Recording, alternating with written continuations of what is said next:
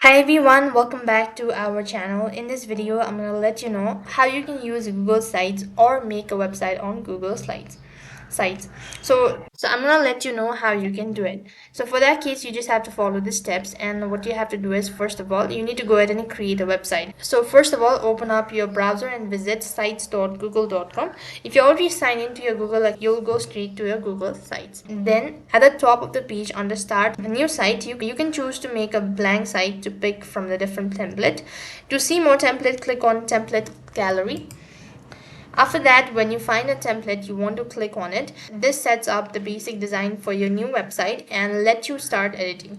You can change any template by moving things, adding or deleting pictures, adjusting color, and putting in your text. And then you could go ahead and design the header. Now the header is at the top part of many website or web pages, where you usually find a company's logo and navigation tab like services about the contact us. If you've made a blank site, you can adjust the header in the editorial. Then you could change the site name. Then you can choose your header type by clicking on it and picking how you want the reader or the header to look for the cover.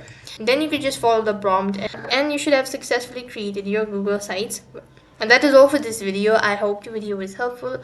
Make sure to like, share and subscribe to our channel. Thank you for watching. See you in the next video.